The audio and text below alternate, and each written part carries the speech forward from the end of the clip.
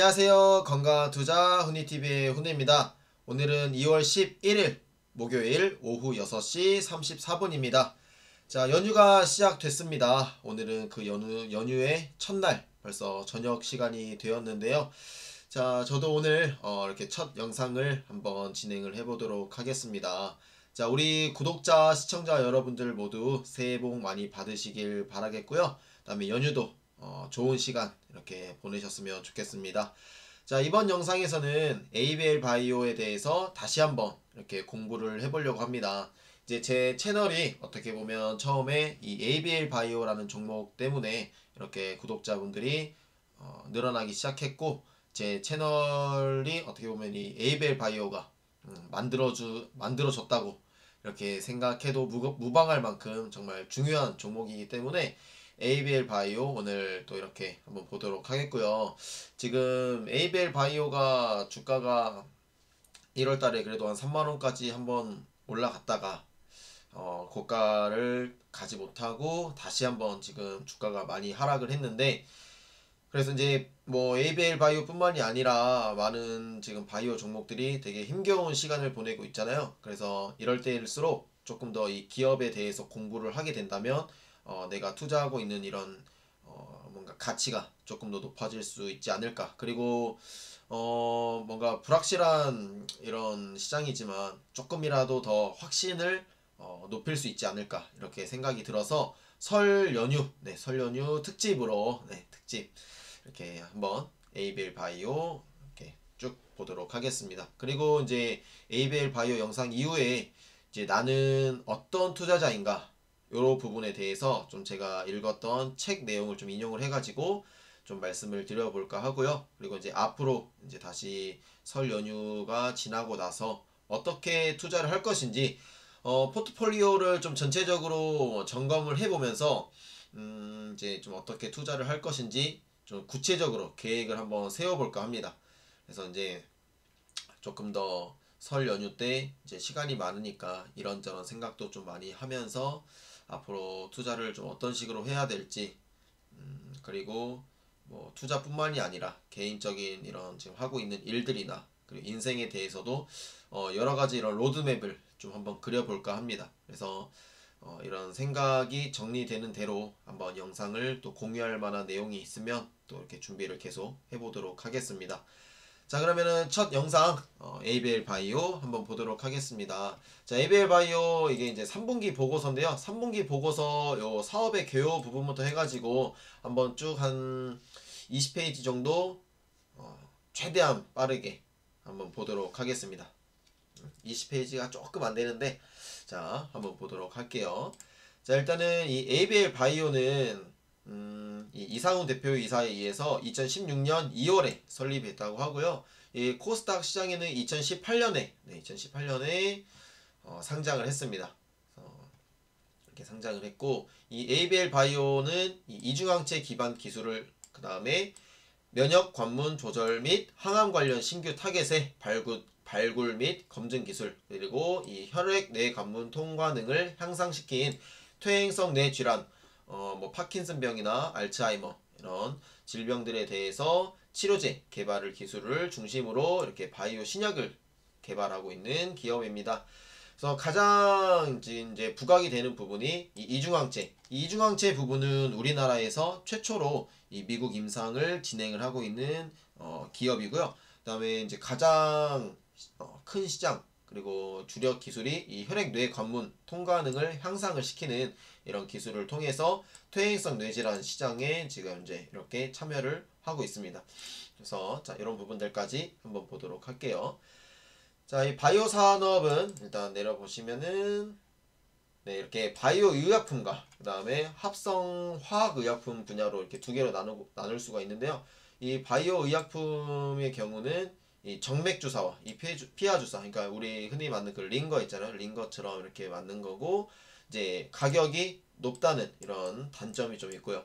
그 다음에 이 화학은 약간 이 화학적 방법으로 이제 만들어낸 거죠. 그래서 여기에서 이제 경구 먹는 약으로 이렇게 먹는 건데 이제 비용이 낮다라는 이런 장점이 있습니다. 근데 이제 상대적으로 이제 가격이 높은 이 정맥이나 피하 주사 바이오 의약품은 부작용이 격리해요. 그냥 부작용이 적다라는 또 엄청나게 좋은 장점이 있고요. 네, 이제 상대적으로 비용이 낮지만 이 경구로 먹는 약은 네, 부작용이 높다. 근데 이제 이 부작용도 예상이 불가능한 부작용이라는 게 가장 네, 큰 치명적인 단점이 아닌가 이렇게 생각이 듭니다. 자, 항체 의약품 시장은 이제 1975년에 이런 기술들로 탄생을 했고 지금 항체 의약품 시장은 2000년대에 들어서서 본격적으로 이 시장 판도를 바꾸는 기술로 곽광을 받기 시작하였다고 합니다. 그래서 현재 항체 의약품은 이 블록버스터 의약품들이 상당수를 차지하고 있고 2024년에는 이 탑 10 중에서 무려 5개나 이 항체 의약품이 차지할 것으로 예상하고 있다고 해서 그만큼 이 항체 의약품 시장은 이제 활발해질 거다 이렇게 예상을 하고 있는 것 같습니다. 자, 그 다음에 이제 면역관문 조절 치료제 시장에서는 이렇게 표적의 대상으로 암세포를 삼아 암세포를 이제 직접적으로 괴사를 시키는 거죠. 그래서 암 환자의 이 면역 체계를 활성화시키는 겁니다. 이제 기존에 이제 예전에 이 75년도부터 나왔던 이제 1세대 이 치료제들은 너무 무작위적으로 다 세포들을 괴사를 시켜버려가지고 부작용이 굉장히 컸어요. 그래서 뭐 탈모라든지 그다음에 이제 뭐 합병증이나 이게 면역력이 너무 떨어져 버리니까 왜냐면은 세포들을 좋은 세포들까지 다 없애버리니까 암세포뿐만이 아니라 이런 치명적인 단점이 있었는데 이제 기술이 발전이 되면서 이제 2세대 항암제에서는 이 딱 안 좋은 요 표적만 암세포를 괴사시키는 이 방향으로 지금 이렇게 인식의 틀이 전환이 됐다고 합니다. 그래서 이런 쪽으로 지금 연구가 활발히 진행이 되고 있다고 하고요. 그다음에 이 T세포가 이 인지 기능을 기억을 할 수 있다고 합니다. 그러니까 세포도 이 기억할 수 있는 능력이 있거든요. 기억할 수 있는 능력이 있는데 그래서 장기적인 이 치료 효능과 그다음에 전이암에 대한 그러니까 암은 막 전이되는 게 또 문제잖아요. 이 전이암에 대한 억제 효능도 함께 기대할 수 있는 치료 요법이라 할 수 있다고 합니다. 그래서 이 대표적인 면역 관문 조절 항암 의약품으로는 이렇게 네 가지가 있어요. 네 가지. 네, 세 가지. 그래서 이렇게 CTLA4 항체, 그 다음에 PD1, 그 다음에 PDL1 항체 이렇게 세 가지가 지금 승인이 되어 있고요. 암종 및 암 환자에 따라 또 약물 반응성이 다르게 나타나기는 하지만 매우 성공적인 임상 결과를 보여주고 있다고 합니다. 그래서 네, 차세대 항암 의약품으로 주목을 받고 있다고 하네요. 그래서 ABL 바이오도 이 면역 관문 조절 치료제 시장에 이렇게 들어설 수 있도록 연구를 많이 하고 있는 것 같습니다. 자, 그 다음에 이제 병용요법 및 이중항체 시장인데 이제 병용요법 하면 또 생각나는 기업이 있죠. 우리가 또 채널에서 자주 다루고 있는 이 매드팩토가 있는데 이중항체는 ABL 바이오, 그 다음에 병용요법은 매드팩토 이렇게 좀 생각이 드네요. 그래서 병용요법은 또 다른 축으로 이렇게 활발하게 연구가 되고 있고요. 무려 지금 1600여 건 이상의 그리고 90여 종의 치료제들과 임상 시험이 진행되는 것으로 파악이 된다고 하는데 이게 17년도에 이제 데이터니까 지금 2021년이니까 더욱더 많이 늘어났고 그 다음에 이 진행 중이던 이제 임상이 이제 3, 4년 지났으니까 이제 매드팩토도 그렇고 발표를 계속 하고 있죠. 그래서 이 부분들이 이제 2017년부터 진행됐던 부분들이 이제는 점점 더 두각을 나타낼 수 있지 않을까 생각이 듭니다. 그래서 이제 매드팩토도 이제 진짜로 팩트를 증명을 해내야 될 때가 점점 다가오고 있는 거죠. 이제 ABL 바이오도 이제 마찬가지일 겁니다. 네, ABL 바이오도 이제 근데 이중항체는 조금 이제 연구 기간이 그렇게 길지는 않아요. 뭐 저기 ABL 바이오도 뭐 16년도에 이렇게 창업을 했으니까 지금 그럼 한 5년 정도 됐잖아요. 근데 이제 매드팩토 같은 경우는 거의 35년을 연구를 했다고 해요. 그래서 그런 좀 차이가 있으니까 이중항체는 앞으로의 성장성이 더욱더 기대되는 부분이고 그다음에 병용요법은 이제 조금씩 뭔가 결과들이 나타날 수 있는 그런 부분이라고 또 이제 개인적으로 생각이 드네요.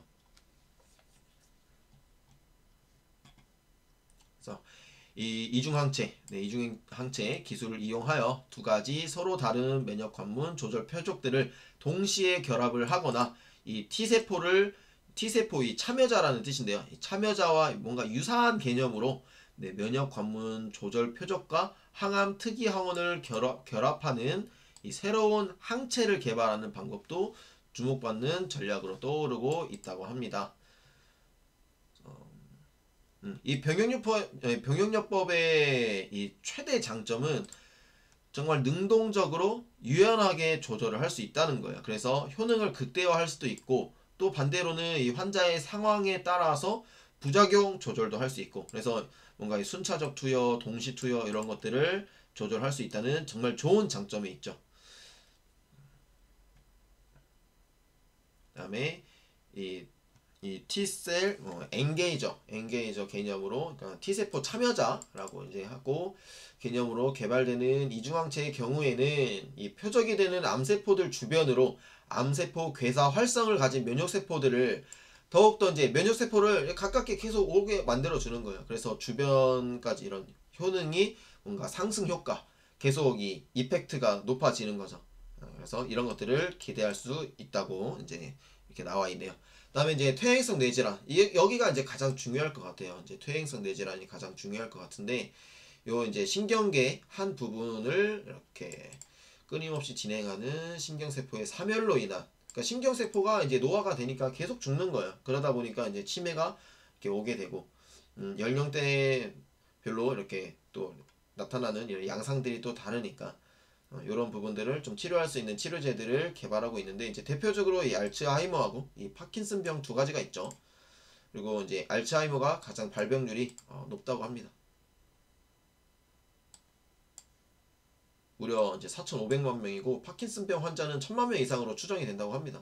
그래서 발병률이 가장 높은 이 알츠하이머병은 노인에게 치매를 일으키는 대표적인 질환이죠. 그래서 요즘 이제 인구의 이 노령화가 이제 심각해지고 우리가 뭔가 노령 인구 이제 노령의 이런 뭔가 라이프 스타일을 좀 윤택하게 만들기 위해서는 이 퇴행성 뇌질환의 이 치료제 개발은 필연적일 수밖에 없다라고 생각이 듭니다. 그래서 ABL 바이오도 이쪽에 좀 집중을 하는 부분이 있으니까 이런 쪽을 좀 부각이 좀 될 수 있을 것 같고요. 네, 이런 이제 알츠하이머병 다음으로 흔한 이 파킨슨병은 이 도파민이 이 뇌에서 이렇게 분비되는 게 물질인데 이 도파민이 우리 몸에 진짜 중요한 물질이거든요. 이게 너무 많이 나와도 문제고 너무 안 나와도 이제 문제가 되는데 이제 이런 것들로 인해 이제 뭐 팔다리 얼굴에 이런 떨림, 뭐 마비 이런 것들이 좀 나타날 수 있다고 합니다. 그리고 이제 뭐 우리 뭐 기분에 좀 이렇게 기분도 약간 조절을 해주죠. 그래서 우울증과 이런 정신 질환들에도 좀 연관이 있는 이 도파민입니다. 그래서 그렇죠. 이 인구 고령화에 따라 의료 비용이 지속적으로 증가할 것으로 예상되며 그래서 이제 미국이 지금 이제 바이든 정부가 되면서 이 오바마 케어를 좀 이렇게 계속 다시 부활시킬 거라고 해요. 네, 이 오바마 케어. 그러니까 의료비를 낮추려고 하는 거죠. 그래서 이 매드팩토도 부각이 되는 게 뭐냐면 이 바이오마커 기술이나 그다음에 이런 이중항체 그러니까 부작용이 적고 이런 부분들이 더욱더 부각이 될 수 있다고 하더라고요. 정밀의학. 그래야 이제 부작용을 줄이고 재발을 줄여야 이 의료 이런 뭔가 소비를 좀 줄일 수가 있으니까 그런 것들을 좀더 그래서 바이오 헬스 케어도 지금 이제 미국 쪽도 그런 이제 바이든이 정부가 이렇게 막 처음에 이렇게 들어왔을 때 막 그런 말들이 많이 있었잖아요. 그래서 그런 부분들도 좀 기여를 어느 정도 할 수 있지 않을까 이 시장의 흐름에 그런 생각도 좀 드네요. 그래서 인구 고령화 뭐 이런 부분들 미국 FDA 규정 변화 시장 성장에 긍정적 요인으로 작용할 것으로 전망하고 있습니다. 바이든은 또 이런 쪽으로 더 지금 헬스케어를 밀어주려고 하고 있으니까 뭔가 더 수혜를 받을 수 있지 않을까 이렇게 생각이 듭니다. 자 이제 시장 규모가 이제 또 중요하겠죠. 이제 이중항체 이제 ABL 바이오가 이중항체를 전문으로 하고 있으니까 2017년 1억 8천억 달러에서 2030년에는 93억 달러로 연평균 34%의 성장률을 이렇게 예상을 하고 있다고 하네요. 그러니까 되게 바이오 쪽도 성장성이 좋은 테마인데 이제 그만큼 이 위험성이 높다 이것밖에 이제 없는 것 같아요. 그리고 이제 요즘 시장에서는 또 이 성장성이 많은 이 자율주행이나 그다음에 이런 전기차에 지금 밀렸죠. 그래서 그런 테마에 지금 좀 밀려 있는데 그런 쪽이 조금 잠잠해지면 언젠가는 또 바이오도 한번 쭉 부각이 될 이런 흐름이 분명히 올 거라고 생각이 듭니다. 그러니까 예전에 이제 2차 전지나 이런 전기차 자율주행, 특히 자율주행은 이제 최근에도 그렇고 수소도 마찬가지잖아요. 이런 게 없었을 때는 바이오가 진짜 거의 바이오밖에 없었거든요. 그리고 뭔가 이 한방이라는 게 또 있었고 이제 코로나 때문에 이제 다른 쪽에 이 치료제 쪽이나 이런 뭔가 진단 키트 쪽에 또 부각이 되면서 그때 진짜 바이오가 되게 분위기가 좋았는데 2021년에는 조금 이제 다른 테마에 좀 밀리는 그런 느낌도 좀 없지 않아 있는 것 같습니다. 자, 그 다음에 이제 에이벨 바이오는 이제 여러 이런 기술들이 있는데 이 중에서 이 T세포를 이용한 이런 기술들과 그 다음에 이 듀얼 타겟팅 해가지고 이중항체 기술로 신약을 개발을 하고 있다 이렇게 나와 있고요. 이제 항암제 시장은 뭐 앞으로도 계속 작아지진 않겠죠. 작아지진 않을 거고 이 2035년에는 2,400만 명으로 지속적인 증가세를 나타낼 것으로 이렇게 WHO는 전망하고 있다고 합니다. 그래서 이제 가장 이제 중요한 거는 사실 미리 예방을 하는 거거든요. 미리 예방을 하는 거고 그래서 최대한 안 걸리게 해야 되는데 그래서 이제 아마 세계보건기구도 되게 고민이 많을 거예요. 지금 이제 만성 질환이나 이제 근골격계 질환을 앓고 있는 인구가 이제 전 세계적으로 너무 증가하는 추세거든요. 그래서 이 운동의 중요성도 점점 부각이 돼야 되는데 그래서 이런 운동이나 바이오 헬스케어의 앞으로의 이 책임감은 더욱더 막중해질 수밖에 없습니다.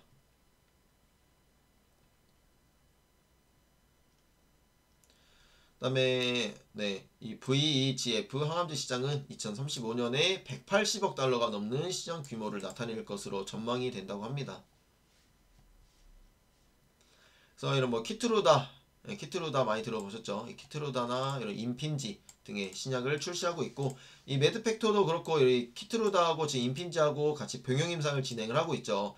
이 키트루다나 이 임핀지의 가장 치명적인 단점들이 몇 가지가 있어요. 이제 어떠한 특정 암에는 치료 효과가 없기도 하고 그리고 이제 사람마다 잘 듣는 사람이 있고 안 듣는 사람이 있어서 치료 효율이 좀 떨어진다라는 장점이 있지만 그래도 이제 최근에 가장 나온 이 글로벌 신약이 지금 계속 이 점유율이나 이런 시장 규모가 커지고 있거든요. 그래서 이 병용요법이 더욱더 부각이 되는 겁니다. 이 매드팩토도 그래서 이 병용요법에 대한 데이터가 굉장히 좋게 나왔어요. 그래서 이 매드팩토가 한번 주가가 진짜 쭉 올라왔잖아요. 지금은 약간 처졌지만.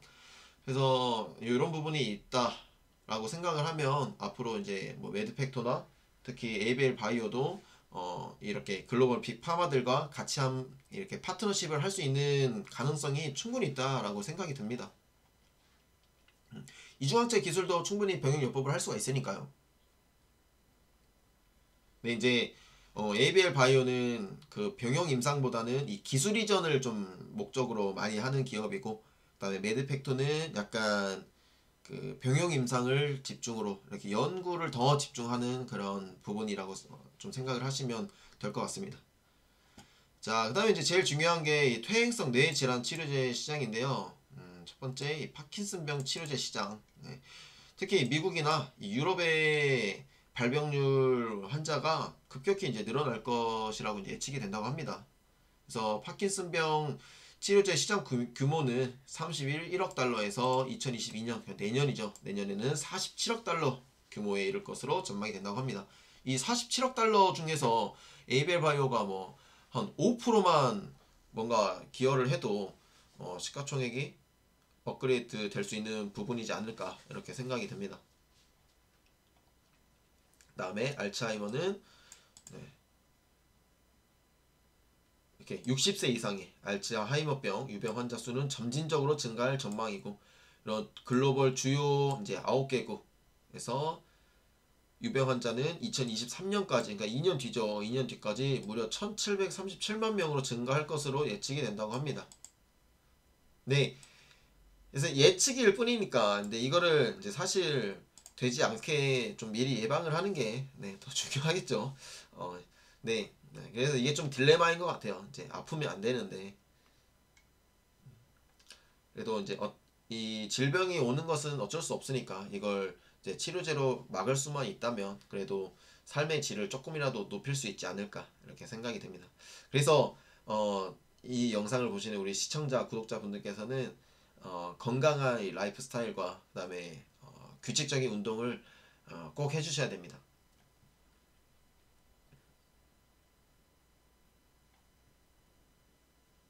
세계 시장의 네, 3분의 2가량을 차지할 것으로 예측이 된다고 하네요.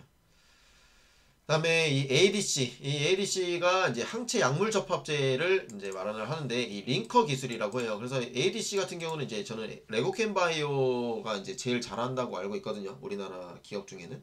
그래서 저도 이제 레고캠 바이오를 들고 있는데 좀 더 공부를 해봐야 될 부분이라고 이제 생각이 됩니다. 네, 이것도 이제 연평균 21% 성장이 가능하다. 이렇게 예측이 되고 있고 내년에 이제 올해죠. 올해 42년이래. 42억 달러에 이를 것으로 전망이 된다고 합니다. 아, 저 지금 시간이 없어갖고 좀 급해지네.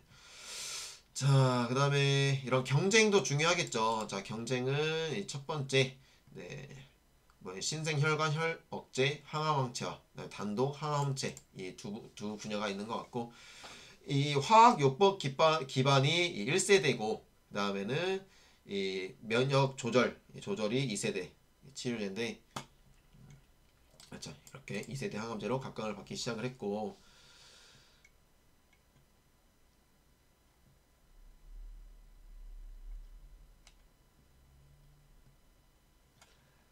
자 일단 지금 시간이 제가 또 일을 하러 가야 돼가지고 자 이번 영상에서 1부 2부로 나눌게요. 자 1부 2부로 나눠서 자 두 번째 영상에서는 제가 이 영상을 좀 미리 일하러 가기 전에 업로드를 해놓고 두 번째 영상에서는 2부로 이 경쟁 형태부터 한번 진행을 해보도록 하겠습니다.